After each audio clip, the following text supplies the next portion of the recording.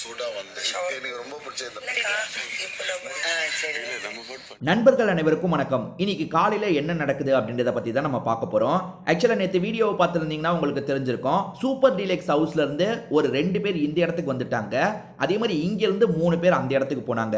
இங்க இருந்து யாரெல்லாம் போனாங்க? திவாகர், பார்வதி, ஆதிரை இவங்க 3 பேர் போனாங்க. அங்க இருந்து யார் யார் வந்தாங்க? அரோராவும் அதுக்கப்புறம் கமருதீனும் வந்தாங்க. இப்ப பிக் பாஸ் ஹவுஸை சேர்ந்தவங்களா சேர்ந்த மாதிரி ஒரு பிளானை போடுறாங்க.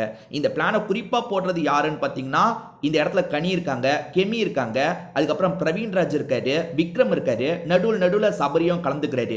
இவங்கெல்லாம் சேர்ந்து ஒரு பிளானை போடுறாங்க. அதாவது அவங்கள வந்து கொஞ்சம் வெறுப்பேற்றுற மாதிரியும் கிண்டல் பண்ற மாதிரியும் பிராங்க் பண்ற மாதிரியும் ஏதோ ஒரு டிஸ்கஷன் நடக்குது.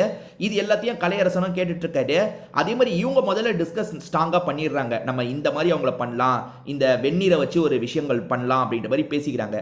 பேசிக்கிட்ட விஷயத்த கமருதீன் வந்ததுக்கு அப்புறம் அவர்கிட்ட சொல்றாங்க, அரோரா வந்ததுக்கு அப்புறம் அவர்கிட்ட சொல்றாங்க. இதை தாண்டி இந்த வீட்டில் அப்சாராலாம் இருக்காங்கல்ல, அவங்க கிட்டலாம் தனித்தனியா சொல்றாங்க.